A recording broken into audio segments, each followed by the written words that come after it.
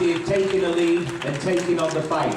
The next speaker may not be so young in age, but he's young in heart. He represents environmental services, the people who keep our streets clean, empty the bins, maintain the gardens. Nicky Dobson. Right, I would just like to echo what's already been said. I mean, this is a fight not just about jobs and conditions and pensions, which is important to everybody that's here, but a struggle for the communities, the public as a whole. The services that we deliver, some of the most vulnerable people within the city rely on them. These proposals withdraw these services we deliver, hitting the most vulnerable people, elderly, young, people on low incomes, and people with disabilities. I don't know about anybody here, but I'm personally offended that we're standing here tonight talking about job losses, a tax on pensions, when a couple of 100 miles down the road we have bankers talking about massive bonuses, and they got us here. Now, I don't know about anybody, we have their own personal view, but I strongly believe the only way we can get any sort of reform from this government to stand as one and do something and tell a clear message that we're not going to have this. Now, there's been a lot of press about the rubbish in Birmingham and in Exeter. If they don't take a step back, I'll use an Al Jolson phrase, they ain't seen nothing yet. Because we will fight for our jobs and communities. Most people here are low paid. Just out of interest, I had a look on DirectGo to see if I would actually qualify for any benefits once my terms and conditions have been obliterated. I actually qualify for working tax credit. So that tells me I'm actually worse off working. So, well, this is a nonsense situation. It's a nightmare scenario. We've had the leader of the council down here who's trying to distance himself from his own party. If he wants to fight, get his arse down to Westminster and get a hold of Clare. Hey!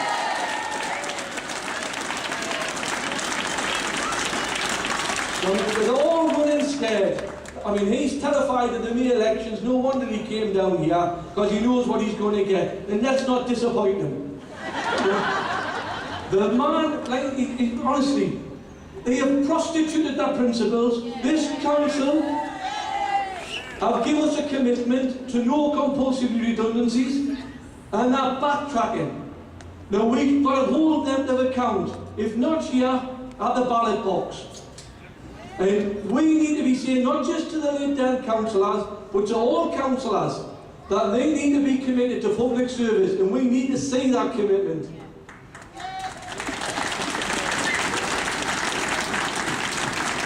I mean, as Kenny touched on earlier, you know, I'm clocking on a wee bit myself now. I can remember what it was like in the 80s. We're going to have a generation of young people without hope. Crime will soar. Public disorder will go up, and it'll be a lost generation. This is what we're talking about. It's not just about the likes of ourselves, who've maybe got 5, 10, 15 years to come up into retirement, but for the young people. We've got to make sure that there is jobs for our young people to go into. We can't forsake them. This is what this government's doing. It's apartheid in education. If you're rich, you go to university. If you don't, we never mind.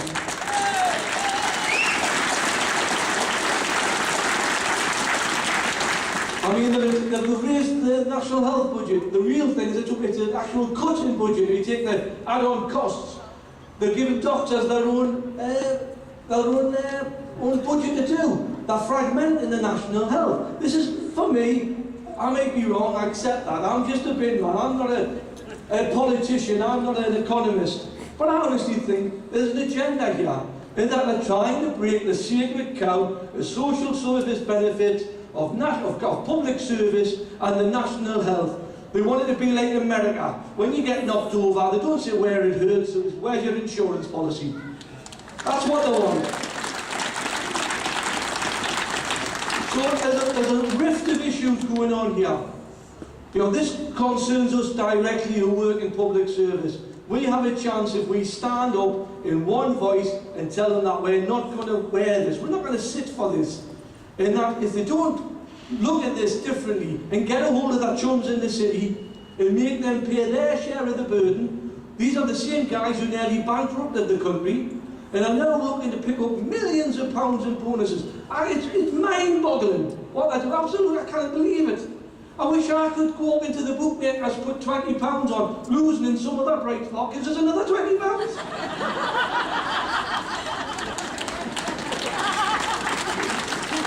You can't believe it. I mean, if I wrote this down, nobody would believe us. This government needs to get out there. Osborne is all about fairness. I don't see any fairness in old people not having a hot meal, on day centres closing down, on services being withdrawn. That's no fairness at all, because it doesn't matter to them, because they're not relying on it. It's the Joe public, the people that we serve, they're the ones who are going to lose ultimately. And we've got to fight for our communities, fight for this city, and fight for ourselves. Thank you.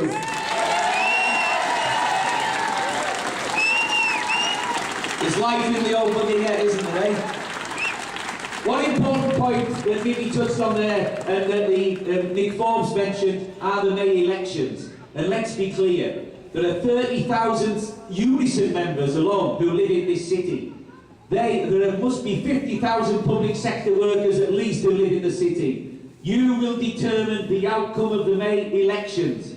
And at the same time, we need to be clear. That doesn't mean there's just simple support for Labour. We want to see clear commitments from the Labour Party. We want a clear manifesto that supports our position. No compulsory redundancies, protect frontline services, no privatisation.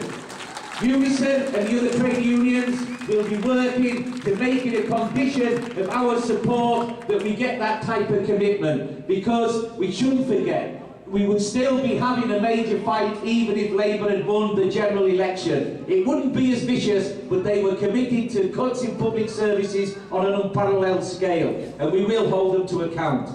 Reference has been made to the composition of the council workforce and the public sector. The vast majority of workers in the public sector are women. In Newcastle City Council, more than 70% of the workforce are women. And women are going to be at the forefront of the cuts, not just in terms of job loss, but in communities as well. The next speaker is another young Unison activist, Natasha Nicholson, who will give us some information about the impact on women. There's only a couple more speakers, then we'll need 5 minutes.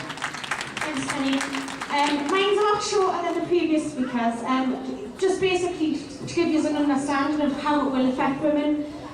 Firstly, to quote what some people have said today in reference to what David Cameron has said, and the leader of the council, is to say that we're all in this together. Well, we're not all in this together, especially for women. Women are going to face the brunt of the cuts, and it's a slap in the face to say that we are all in this together. In Newcastle, there's about 280,000 residents. Over half of those are women.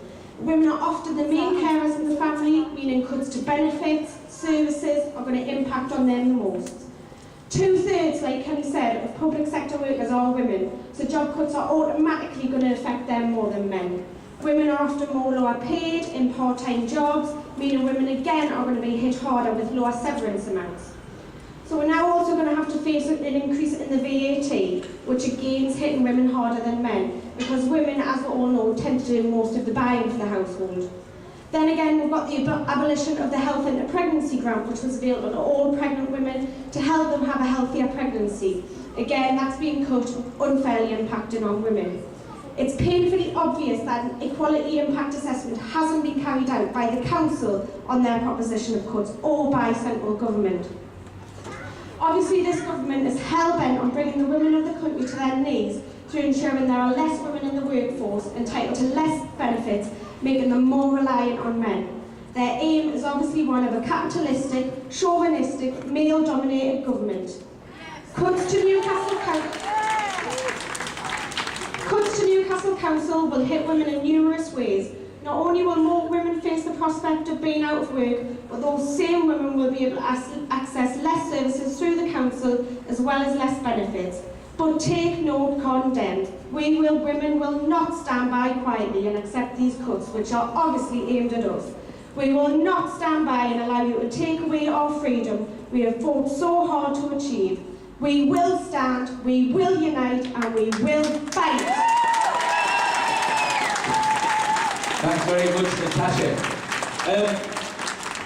One of the interesting developments over the past few months has been the type of campaigns that have emerged. And there's a campaign around against companies who are avoiding paying tax, and particularly Vodafone was the first that's hit. And we're quickly going to hear from Mark Pearson, who's been active in that campaign, and unfortunately was arrested by the police during the campaign that recently took place in Newcastle. Hi, thanks. Like Kenny said, my name is Mark Pearson. I'm a supporter of Fight Racism, Fight Imperialism, and I was taking part in a demonstration along with hundreds of other